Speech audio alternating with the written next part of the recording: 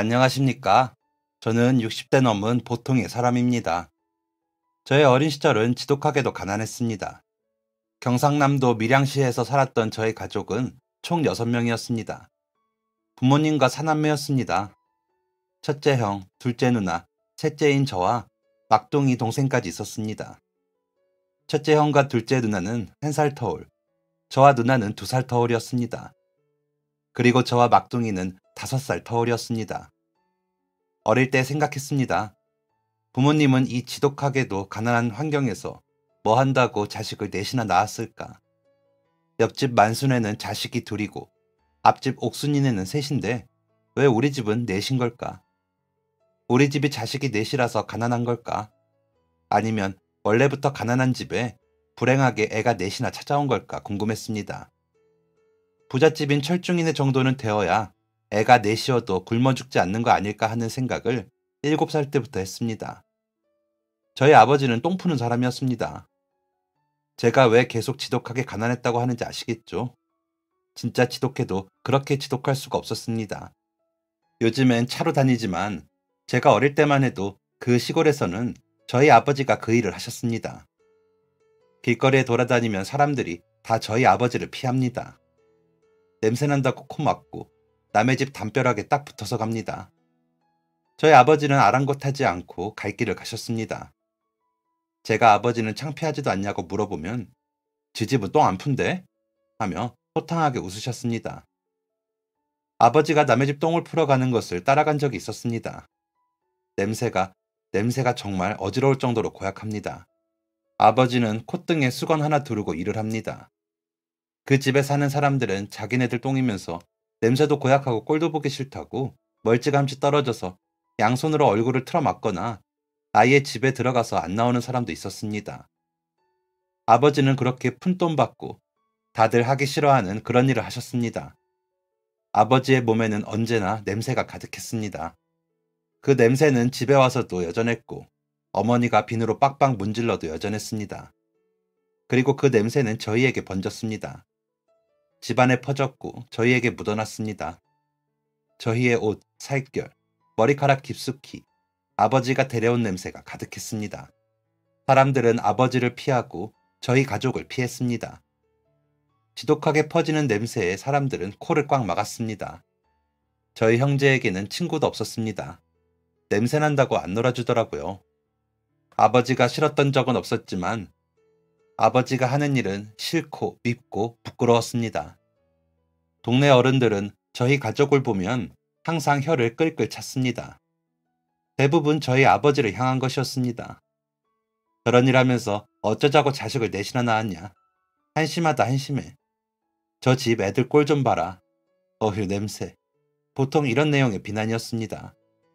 하지만 어린 나이에 제가 보아도 알 수 있었습니다.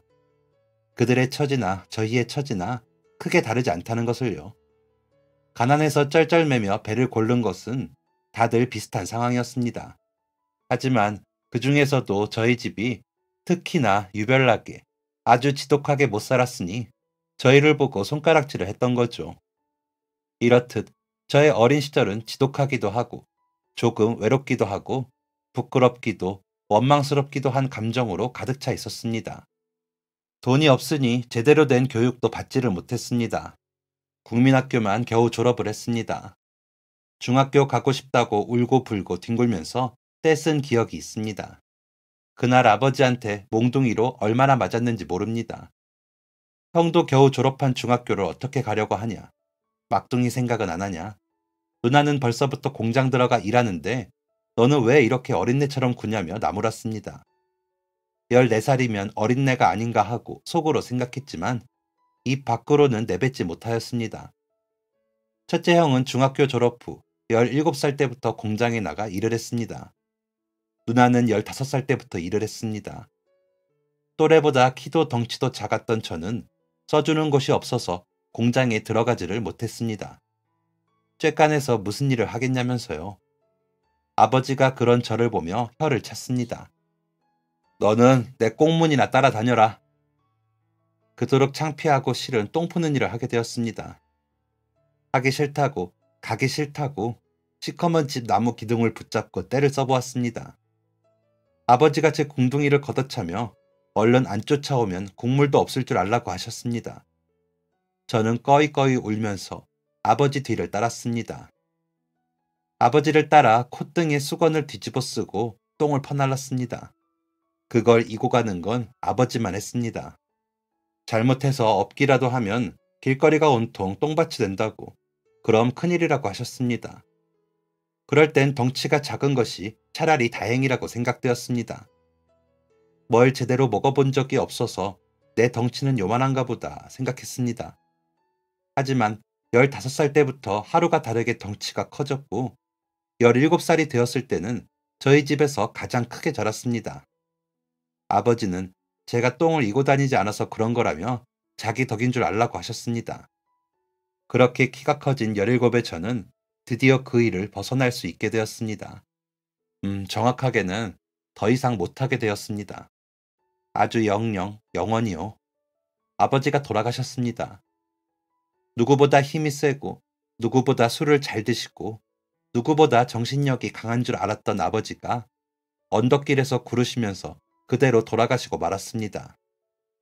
아무도 예고하지 못한, 뜬금없기도 하고 당황스럽기도 한 아버지의 죽음이었습니다. 형은 장례식장에서 울지 않았습니다. 장례가 끝난 뒤에도 울지 않았습니다. 좋은 건 뭐든지 다 하는 얄미운 형이라고 생각했는데 집안에 큰일이 생기니 장남이 무엇인지를 톡톡히 보여주더라고요. 아버지의 보험금은 어떻게 정리를 할 것인지, 모아두셨던 돈이 있는지, 집안의 생활비는 보통 얼마나 쓰이는지, 막둥이 학교에는 얼마나 나가는지, 형과 누나의 벌이는 어느 정도인지 어머니와 상의 후 모든 것을 지휘했습니다. 아버지 따라 똥만 풀 줄 알았던 저는 졸지에 백수가 되어버렸습니다. 형은 저를 형이 일하는 공장으로 데려갔습니다. 이불 공장이었습니다. 남자들은 보통 힘을 쓰는 일을 한다고 했습니다. 키도 크고 덩치도 있는 제게 딱 맞는 일이었습니다.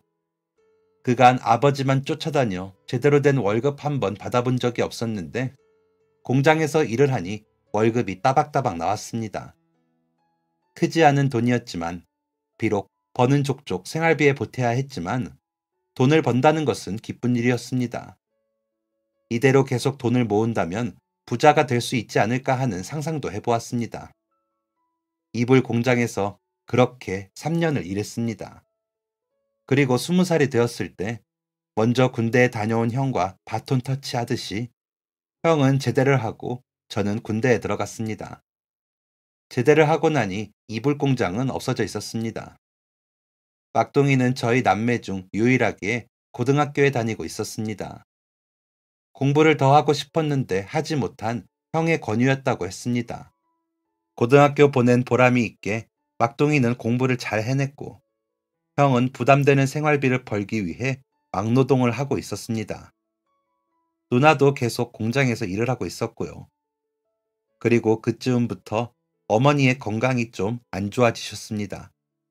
안 그래도 건강이 안 좋아지셔서 속상한데 자식이 되어서 어머니 아픈 것보다 병원비가 더 걱정되는 게 너무 파렴치하다고 생각이 되었습니다. 멍청하게 손 놓고 있을 수는 없다. 하루라도 빨리 일을 해야겠다 했습니다. 그렇게 들어가게 된 공장이 원단 공장이었습니다. 공장이 꽤 컸고 원단 자체를 만드는 곳이라 기계도 많고 무거운 것들도 많았습니다. 공장 옆에 숙소도 마련되어 있었고요. 공장 왔다 갔다 하면서 차비 쓰느니 숙소에서 생활하는 게 낫다 싶었습니다. 그때부터 처음으로 집에서 나와서 생활을 하게 되었습니다. 이불 공장보다 훨씬 돈을 많이 주는 만큼 일도 힘들었습니다.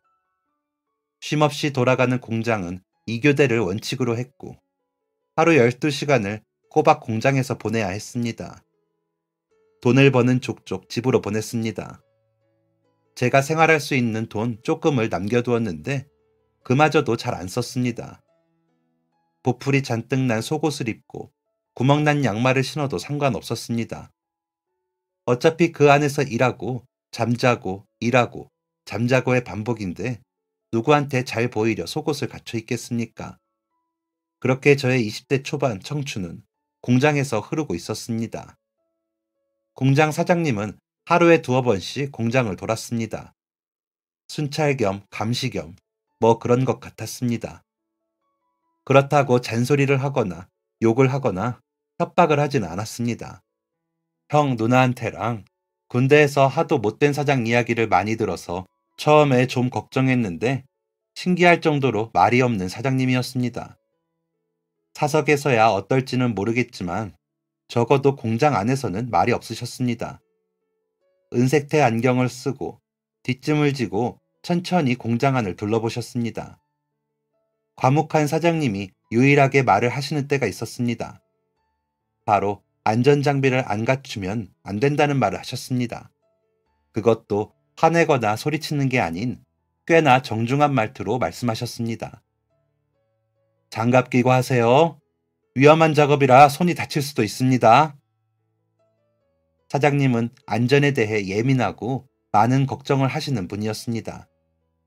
하지만 그럼에도 불구하고 공장 내에서 사고는 종종 일어났습니다. 수많은 전선에 발을 헛디디는 가벼운 사고부터 중상을 입는 심각한 사고까지 다양했습니다. 그리고 그런 사고들을 보면서 나는 꼭 안전하게 일을 해야지 다짐했습니다. 그런데 생각해보면 안전하게 일하지 말아야지 하고 하는 사람이 어디 있겠나요? 다치는 사람들 모두 안전하게 일해야겠다고 생각을 하고 했겠죠. 저처럼요. 그리고 저도 그들처럼 그럼에도 불구하고 사고를 당하고야 말았습니다. 그날은 야간 근무를 했던 날이었습니다.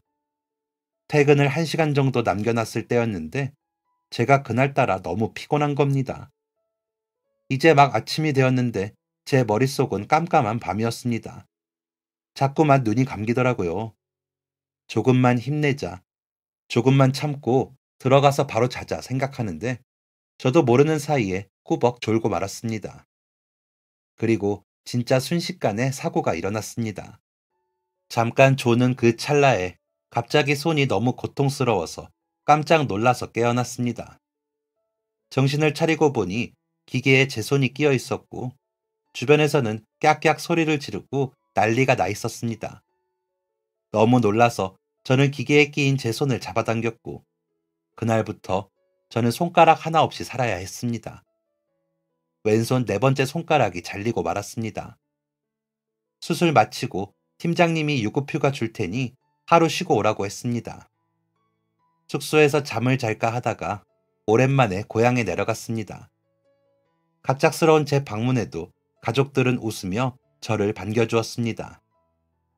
그리고 곧 제 손을 보고 다들 펑펑 눈물을 쏟았습니다. 어머니께서는 무슨 대단한 일을 한다고 손가락까지 잃어가면서 일을 하냐며 적게 벌더라도 좀 더 편한 일 하라고 하셨습니다. 그러고는 그 없는 살림에 소불고기를 차려주셨습니다.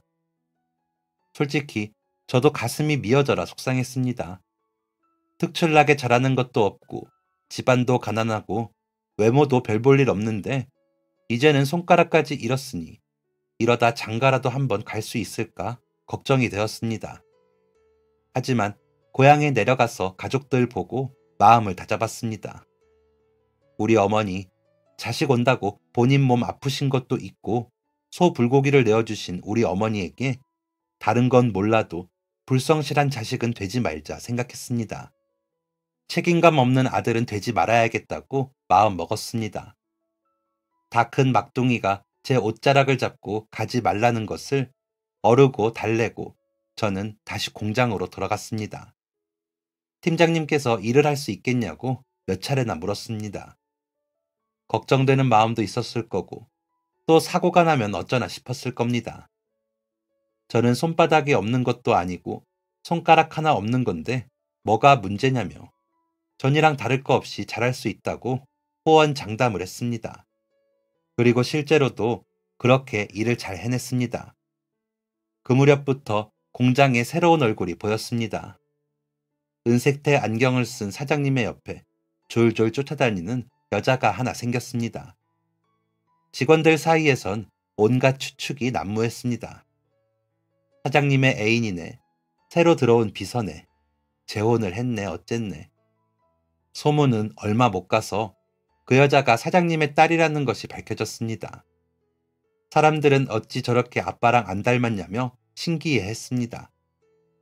실제로 각진 네모 모양의 얼굴에 푸근한 체형의 사장님과 다르게 그 딸은 굉장히 여리여리하고 얼굴도 갸름했습니다. 그것도 사모님을 보고 모두들 단번에 이해를 했습니다. 사모님을 쏙 빼닮은 외모였거든요. 긴 생머리에 매일 머리띠를 하고 다녔던 그녀는 누가 봐도 아름다운 외모였습니다. 정신을 쏙 빼놓을 만큼 진짜 아름다웠습니다.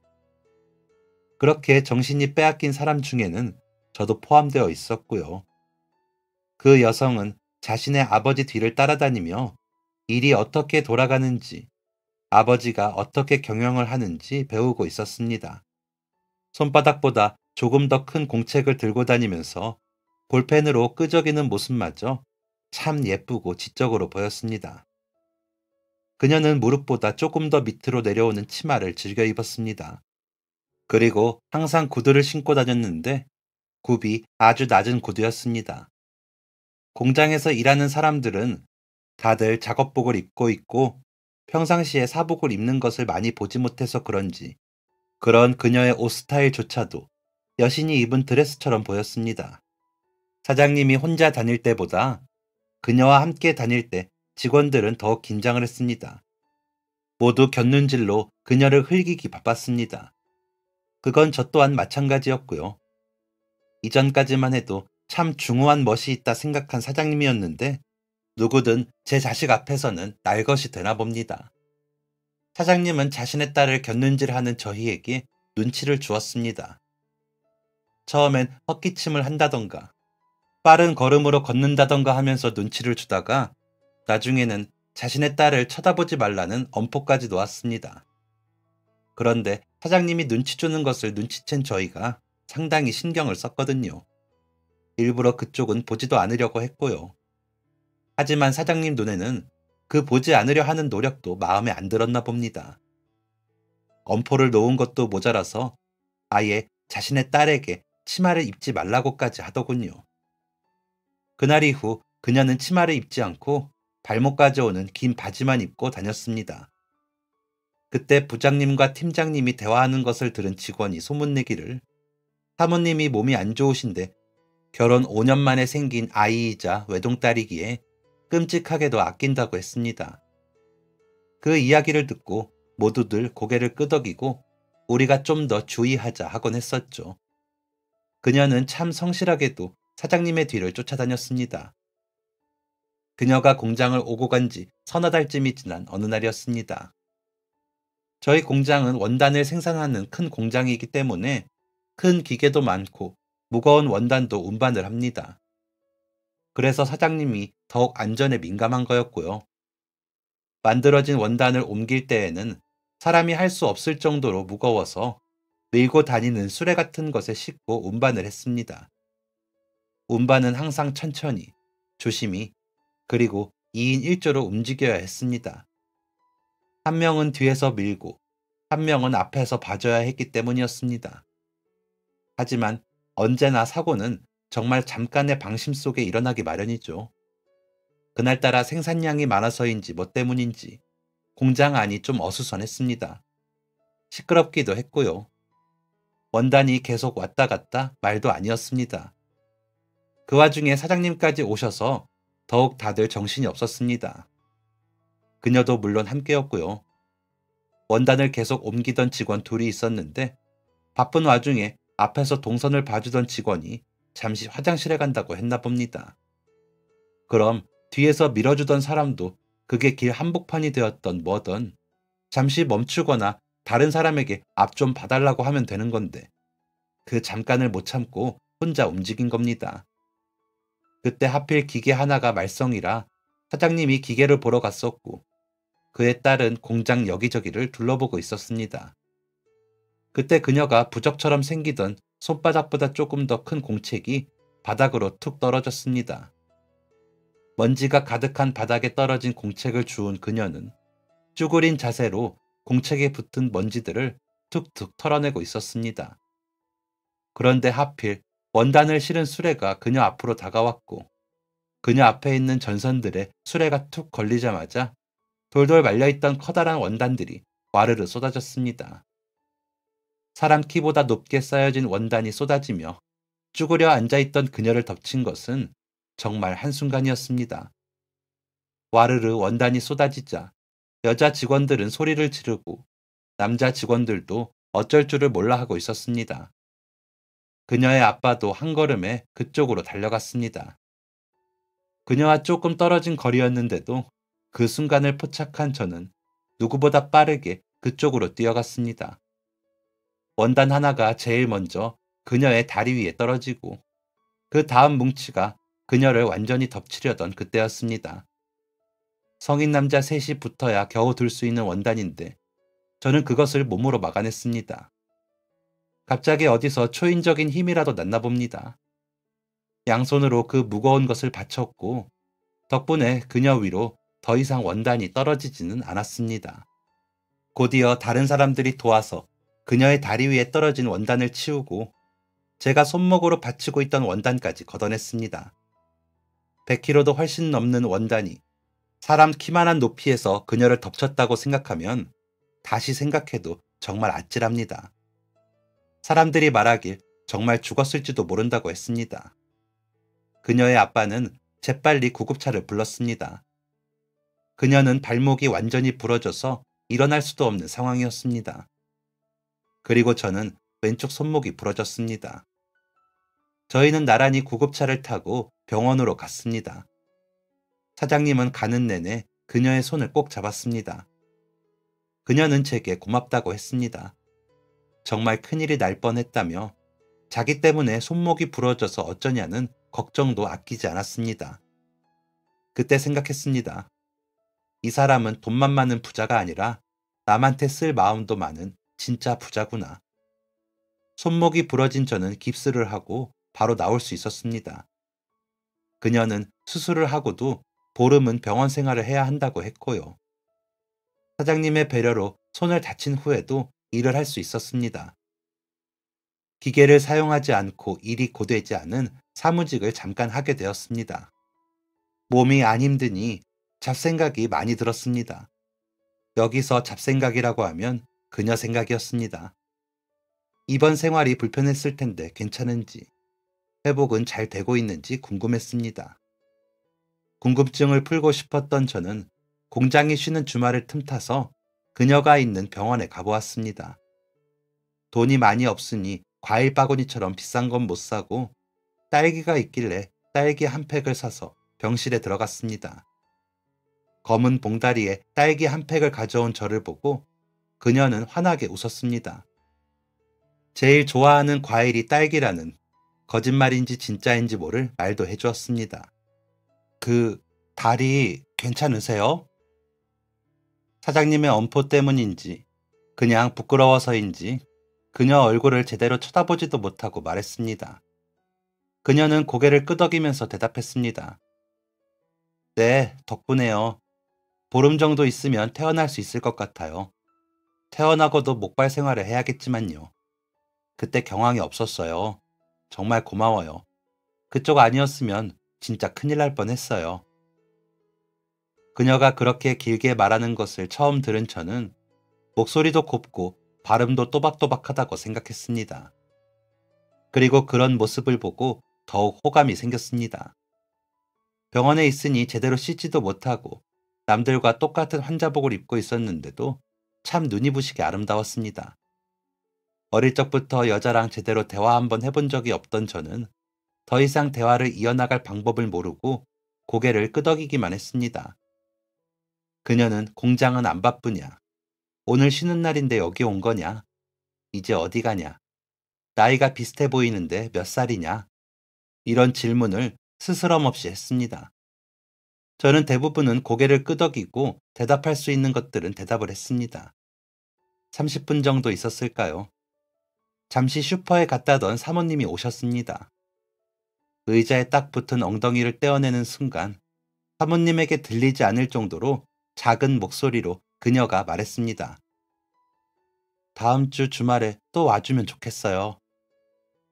저는 이번에도 고개를 끄덕였습니다. 일주일 내내 주말이 대체 언제 오는지만 기다렸습니다. 그때만큼 일주일이 길었던 적이 없었던 것 같습니다. 아침부터 밤에 잠들기 전까지 그녀 생각만 났습니다.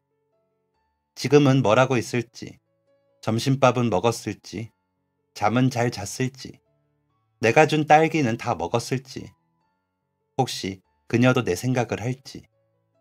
일주일이 흘러 주말이 되었을 때 누가 시키지도 않았는데 일찍이 눈이 떠졌습니다. 아침 8시에 병원에 도착했습니다.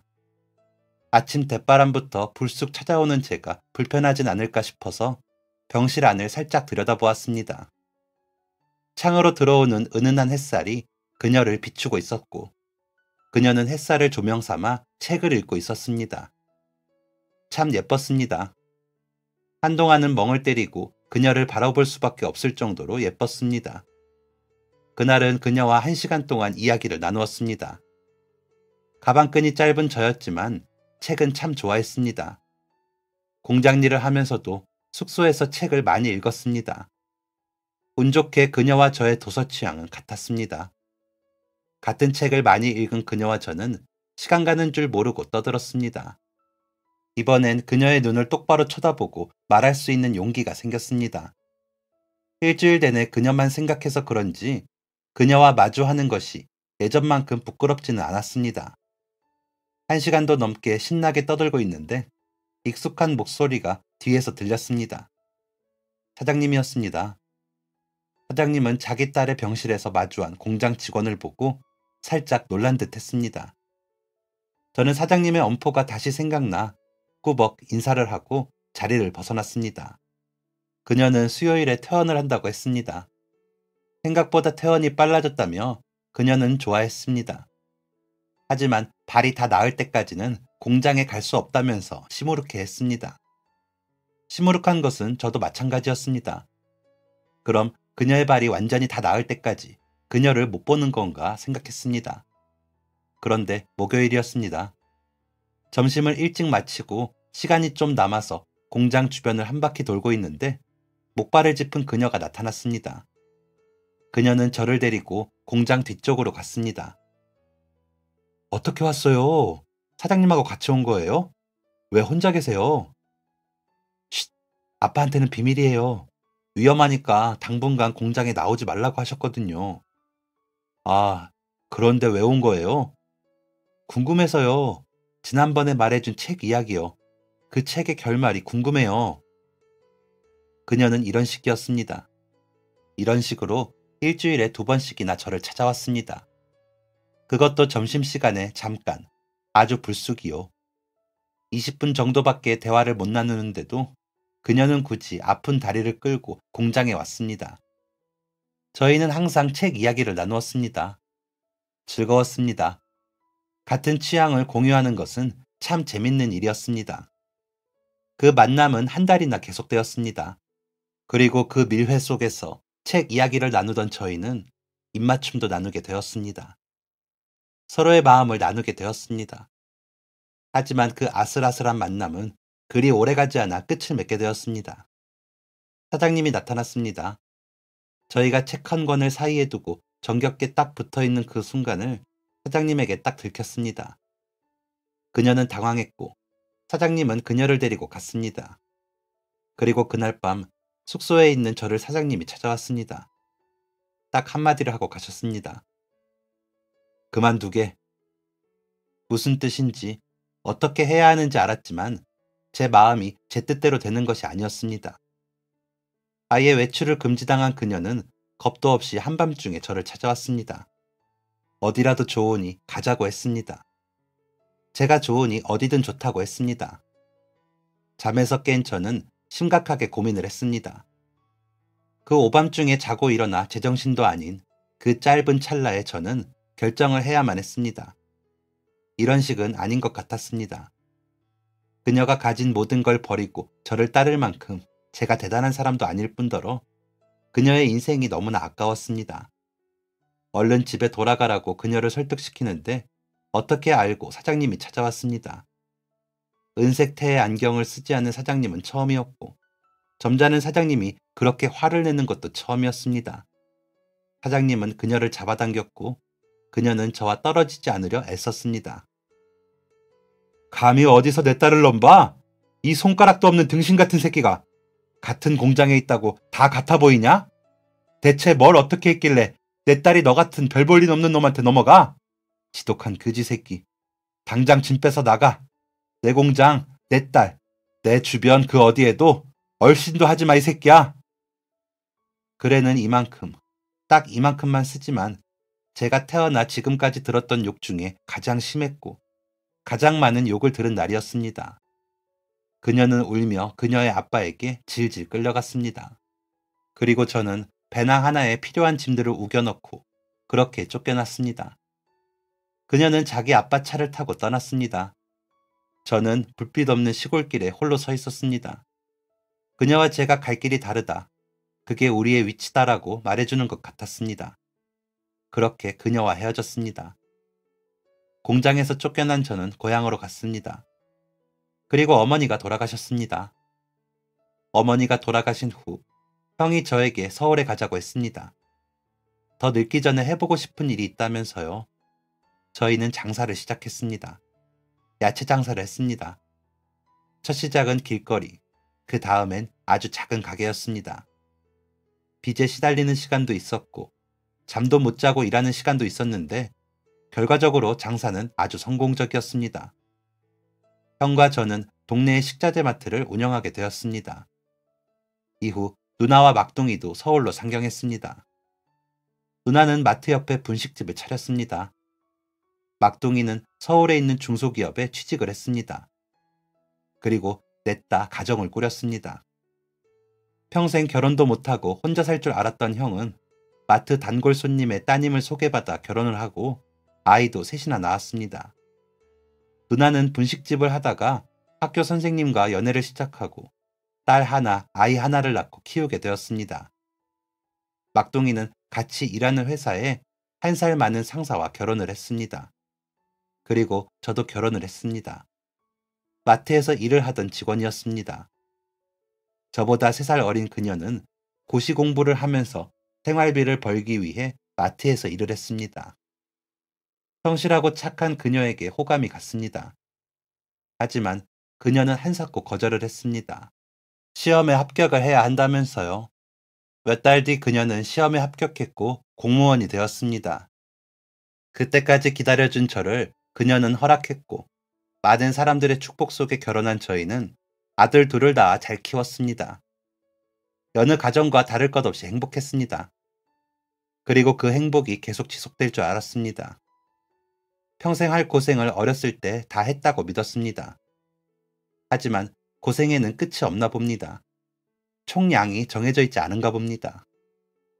큰아들이 17살 때 아내가 사고로 떠났습니다. 한 치 앞도 모르는 게 사람 인생이라죠. 내 앞길 모르는데 남의 앞길은 어떻게 알겠습니까? 그런데 그때는 왜 몰랐을까요? 아내에게 더 사랑한다고 해줄 걸, 더 많이 아껴줄 걸. 정말 많이 후회했습니다. 가방끈이 짧아 겪어본 적이 없어 아이들 교육에는 무지했던 저라서 아이들을 어떻게 키워야 할지 혼란스럽기만 했습니다.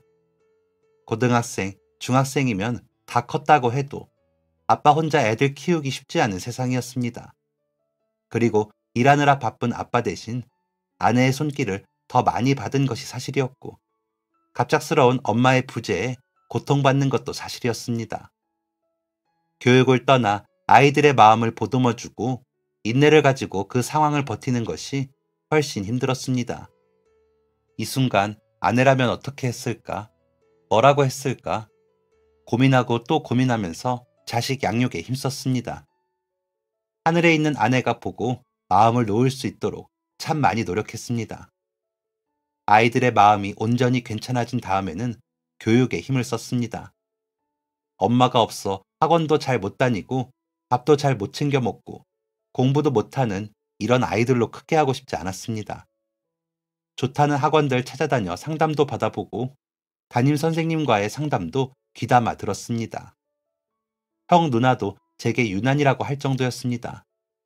엄마들도 그렇게 안 한다고요. 네, 엄마가 없으니까 아빠가 더 해야죠. 그래야 보통의 가정만큼 아이들이 자라더라고요. 그렇게 고생고생해서 키운 두 아들 모두 서울에 있는 4년제 대학교를 나왔고 번듯한 회사에 취직을 했습니다. 인생이 참 뭐가 많았습니다. 그래도 그렇게 애들 잘 키워놓으니 마음이 편하긴 하더군요. 그렇게 잘 키운 아들들 내보내고 나니 정말 혼자가 되었습니다.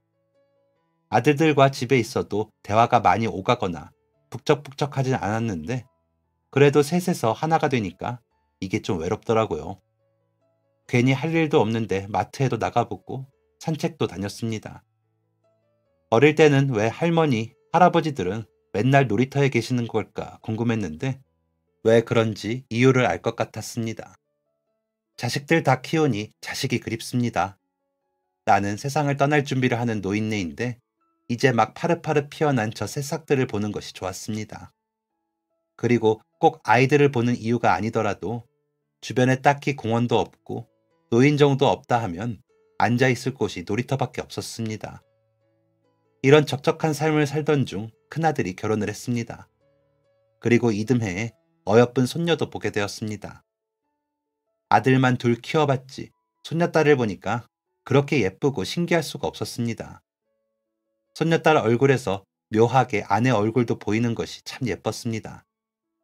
아들들은 허구한 날 맨날 빽빽거리면서 울어댔는데 손녀딸은 우는 것도 예쁘고 참 조그맣고 애교도 어찌나 많은지 맨날 보아도 귀했습니다. 큰아들 집이 제가 사는 집하고 가까웠습니다. 그리고 며느리가 저를 많이 챙겨주었습니다. 싹싹한 우리 며느리, 할 말은 다 하고 똑똑하기까지 합니다. 며느리 복직할 때도 손녀딸 봐줄 수 있냐고 아니면 이모님 모신다고 확실하게 말하더라고요. 그거 쬐깐한 거 하나 잠깐 보는 게 뭐가 힘드냐고. 집에 혼자 있기 적적한데 오히려 좋다고 했고 며느리가 그럼 사람 불렀을 돈 저한테 준다고 하더라고요. 참 요즘 애들 계산도 확실합니다. 그래서 저는 우리 손녀딸 4살 때부터 어린이집 끝날 때 데려오고 집에서 놀아주고 저녁밥 해먹였습니다. 마트야 직원들이 알아서 잘 해주니 오전에만 잠깐 다녀오고 집에서 혼자 있어서 좀 외로울 때도 있었는데 손녀딸 덕분에 지루할 틈이 없었습니다. 그런데 손녀딸이 6살 때였습니다. 저는 아직도 신문을 받아다 읽습니다. 뉴스로 보는 것보다 신문으로 봐야지 더 잘 읽히더라고요. 손녀딸이 집에 있는 신문 보더니 종이 접기를 해도 되냐고 하더군요. 그날 아침에 온 신문이어서 아직 다 못 봤는데 그게 손녀딸 앞에서 중요하겠습니까? 뭐든 하라고 했습니다. 손녀딸이 종이 접기 시간에 배운 것을 꼬물거리며 잘도 접어주었습니다. 그러다가 모자를 만들었다면서 제 머리 위에 신문지를 씌워주는데 이게 접은 건지 안 접은 건지 참 요상한 모자였습니다. 그래도 같이 웃어주고 있는데 신문 귀퉁이에 신기한 기사가 보였습니다. 저는 신문지 모자를 벗어서 귀퉁이에 실린 기사를 읽어보았습니다. 그리고 깜짝 놀랄 수밖에 없었습니다. 사람을 찾습니다. 40년 전 원단 공장에서 제 목숨을 구해주신 분을 찾습니다. 당신은 책을 좋아했고 나와 동갑이었고 나를 구해주고 손목이 부러졌습니다. 내가 같이 도망치자고 했던 것을 당신은 뿌리쳤습니다. 고맙습니다. 계속 당신을 찾고 싶었지만 사는 게 바빠 이제야 욕심내 봅니다. 너무 오래되어 당신의 이름조차 기억이 잘 나지 않습니다. 왼쪽 4번째 손가락에 없던 당신. 이 기사를 본다면 꼭 연락을 주세요. 이런 내용의 기사였습니다. 40년 전 손가락이 없고 원단 공장에서 목숨을 구해준 저였습니다. 그 기사는 저를 찾고 있는 기사였습니다. 그리고 이 기사를 누가 썼는지도 단번에 알 수 있었습니다. 저는 신문사에 연락을 했습니다. 그리고 저를 찾고 있다는 그 사람을 만날 수 있었습니다. 제 예상이 맞았습니다. 저를 찾고 있던 사람은 40년 전 제가 목숨을 구해주었던 저와 책 이야기를 나누고 입맞춤을 하고 한밤중에 저를 찾아와 도망가자고 했던 바로 그녀였습니다. 세월이 많이 지났지만 그녀는 여전히 아름다웠고 우아했습니다. 그녀는 저를 보고 입꼬리를 올려 웃었습니다. 그대로네요. 그녀가 나를 왜 찾았을까 물어봤습니다. 미안했다고 합니다. 사과를 하고 싶었고 고맙다는 인사를 하고 싶었다고 했습니다. 먼저 그날 밤 다짜고짜 저를 찾아온 게 미안했답니다. 너무 답답했다고 했습니다. 아버지의 간섭, 구속이 너무 싫었다고 했습니다. 그러던 와중에 자기와 취향이 같은 저를 만나게 되었고 저의 존재가 참 단비 같았다고 했습니다. 20대의 불타는 마음을 어찌할 수 없어서 극단적으로 도망치자고 했다고 했습니다.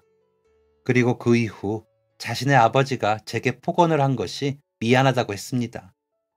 자신을 끌고 가는 아버지보다 자신이 사랑하는 사람한테 폭언을 날리는 아버지가 훨씬 더 미웠다고 했습니다. 그래서 제가 물었습니다. 그럼 뭐가 고맙냐? 기사에도 써있더라. 도망치자고 했던 것을 뿌리쳐서 고맙냐? 그녀는 잠시 말을 멈추었습니다. 저와 그 소란을 피우고 제가 공장을 떠난 뒤 몇 달 후에 그녀의 아버지가 암에 걸렸다는 것을 알게 되었답니다. 수술을 했지만 얼마 살지 못하고 세상을 떠났다고 했습니다. 그래서 그게 고맙답니다. 그날 내가 그녀를 붙잡고 떠났으면 얼마 남지 않은 아버지의 삶을 불행하게 채웠을 테니까요. 궁금증이 풀리고 그녀도 하고 싶은 말을 끝내고서야 저희는 서로의 안부를 물었습니다. 그녀는 딸아이 한 명을 키우고 있고 저처럼 손녀딸이 한 명 있다고 했습니다. 그리고 그녀는 몇 년 전 사별을 했다고 했습니다. 저와 마찬가지로요. 그리고 그녀가 지금 살고 있는 곳이 저와 멀지 않은 동네라는 것도 알게 되었습니다. 그 이후 저희는 종종 만납니다. 좋은 친구로 만납니다. 60대 중반, 먼저 떠나보낸 사람들을 보고 나니 내 마지막이 언제가 될지 모르는 이 나이에 불타는 사랑 같은 건 없습니다. 애절하고 뜨거운 사랑은 없습니다. 사랑 자체를 시작하기가 많이 어렵습니다. 하지만 서로를 아끼는 마음은 있습니다. 많이 아끼고 많이 존중하고 많이 보려고 노력합니다. 지금 저희의 만남이 그렇습니다. 그때처럼 미래를 즐기거나 입을 맞추지는 않습니다. 좋은 친구가 되어 좋은 곳을 함께 보고 좋은 이야기를 나눕니다. 이 마음이 사랑인지 아닌지는 잘 모르겠습니다. 저희 자식들이 말하는 것처럼 다시 살림을 합친다거나 식을 올린다거나 그런 일은 아마 없을 것 같습니다. 그러기엔 서로가 지금까지 만들어둔 삶이 너무 꽉꽉 차 있기 때문이죠. 하지만 저도 잘은 모르겠습니다. 한 치 앞도 모르는 것이 인생이니까요. 어떻게 되었든 저희는 지금의 서로에게 충실하고 더 노력하려 합니다. 혹시 그리운 사람, 찾고 싶은 사람이 있나요? 그렇다면 더 늦기 전에 하루라도 빨리 찾기를 바랍니다. 그 사람의 인생의 한 조각이 되기를 바랍니다. 지금까지 사연 들어주셔서 감사합니다. 사연이 재밌으셨다면 구독과 좋아요를 눌러주세요. 감사합니다. 안녕히 계세요.